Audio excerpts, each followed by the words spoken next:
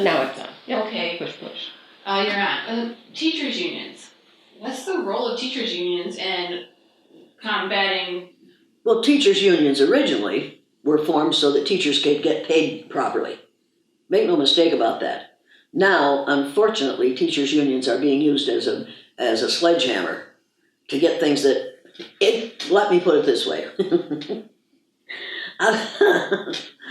My biggest problem when I was doing the blue-eyed, brown-eyed exercise was the teachers' union in the Riceville school.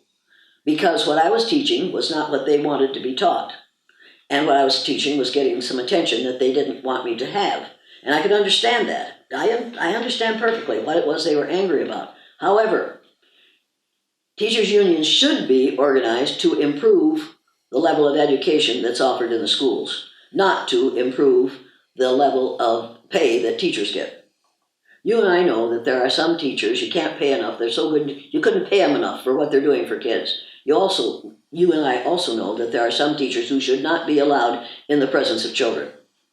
I'll never forget the teacher who came down from the junior high one day, down to the lunchroom, where my sister was, who was substituting in the school that day, and she said, "The worst thing just happened in my classroom." Well, what happened? I used the N-word, and one of those kids said, "We don't use that word in this school, and if you're going to use it, I'm going to go out in the hall and stay until you stop using it. What would you have done?" And my sister said, "Well, I think I'd stop using the N-word."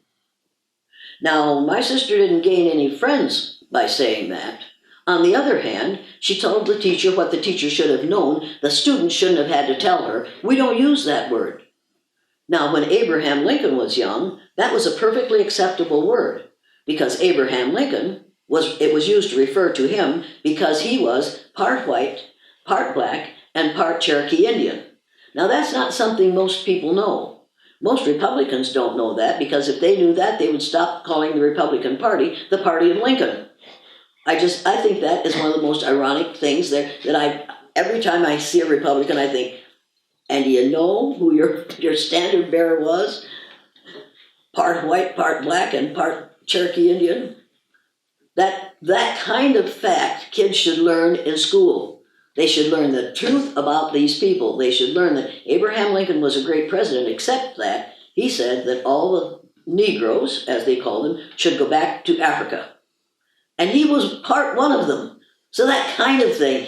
Racism twists our behaviors, twists our conceptions, twists our characters, twists us into something we need never have been if we had been allowed to see people as just wonderful people of different colors. If we could realize that every one of us is a shade of brown. I heard a mother say last week, 2 weeks ago, "My little brown son." And I thought, that's one. We're making progress. That kid isn't black. That kid, my little brown son. Now, what sounds better to you, my little brown son or my little black boy? That's another thing. When somebody calls you and wants to know what your email address is, and you say, and the email address has a B in it, and they say, "Is that B for boy?" And you say, "Absolutely not. Boy is the word that we have used to infantilize black males for the last 200 years in this country. Do you have a vocabulary that you can think of another word that begins with B other than boy?" And that's the one that we use most often. We need to watch our language. We need to be more specific about the things that we say.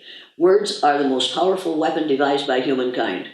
We kill people with words on a daily basis. You know it, and I know it. You don't have to go to war with people to destroy a country. All you have to do is accuse them of ugly, ugly things, and you can create an idea in the people that you're talking to about that whole country of people, and we're doing it right now. We have done it for years, and we're still doing it. We need to put a stop to it.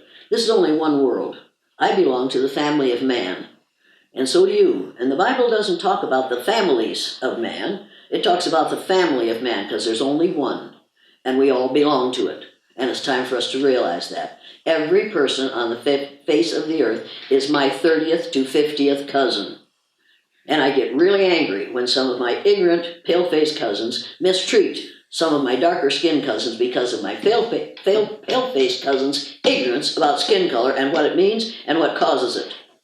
If you want to be an educator, then you've got to realize that every one of those children, regardless of their name, their skin color, their gender, every one of them is one of my 30th to 50th cousins. And let me catch you acting in a racist way around one of those students, and I'll recommend that you be put into a different position.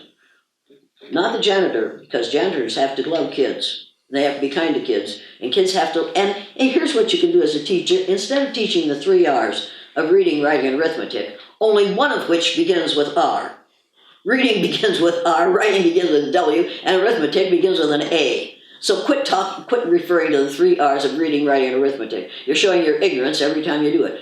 Teach the 3 R's of rights, respect, and responsibility.